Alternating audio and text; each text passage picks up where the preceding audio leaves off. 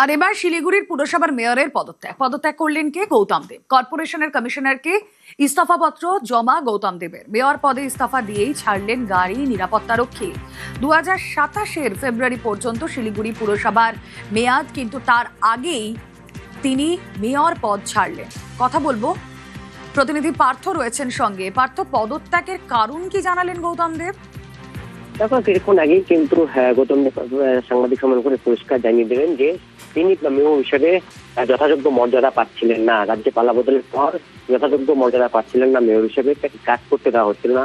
এবং নতুন রাজ্য সরকার যেসব প্রশাসনিক বৈঠক সম্প্রতি গত 2 মাসের মধ্যে করেছে, সেখানে একমাত্র পুরসভার যারা সরকারি আধিকারিক রয়েছেন তাদেরকেই ডাকা হচ্ছিল সেখানে।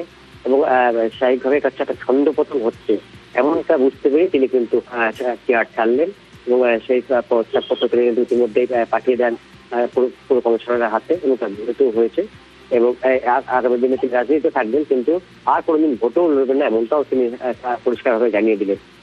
যে মেয়র হিসেবে যেভাবে খোলামেলা কাজ করতেন তিনি বা কাজ করতে অভ্যস্ত ছিলেন, সেখানে কোথাও একটা যেন ছন্দপতন হচ্ছিল, সেটা টের পাচ্ছিলেন তিনি। এবং একটা হতাশাজনক পরিবেশে তৈরি হয়েছিল। তিনি খুশি ছিলেন না, কিন্তু অথচ রাজ্য সরকারের যেসব নির্দেশিকা পালা বদলের পর পাঠানো হয়েছিল পুরসভা, তা কিন্তু তিনি পালন করেছেন। অন্নপূর্ণা যোজনা থেকে শুরু করে জনকল্যাণ সর্বোচ্চই তাকে দেখা গিয়েছিল। এবং তিনি কিন্তু একটি গাছ নিজের মায়ের জন্য গাছ রোপণ করি সেই কর্মসূচি তিনি পালন করেছিলেন। কিন্তু তারপরেও তাকে সেইভাবে গুরুত্ব দেওয়া হচ্ছিল না। একজন মেয়র হিসেবে তার যে গুরুত্ব, তার যে সম্মান পাওয়ার কথা, সেখানে কোনো জায়গায় বিচ্যুতি হচ্ছিল। সেই জন্য তিনি এই সিদ্ধান্ত নিলেন। কাউন্সিলর হিসেবে তিনি থাকবেন, তবে মেয়র পদ থেকে তিনি আছেন ইস্তফা দেন।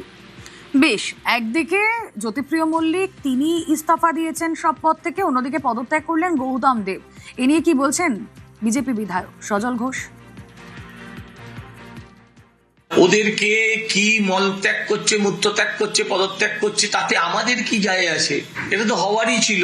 ওরা যে এখনো 1.5 মাস ভোটের রেজাল্ট বেরোনোর পর এখনো যে ওদের নিয়ে আলোচনা হচ্ছে, এটাই কি যথেষ্ট নয়? আপনারা কি আশা করেছিলেন ওরা 5 বছর বিরোধী দলের ভূমিকা পালন করবে? চালচোর বালু বলুন, মানুষ সহজে চিনতে পারবে, রেকগনাইজ করতে সুবিধা হবে।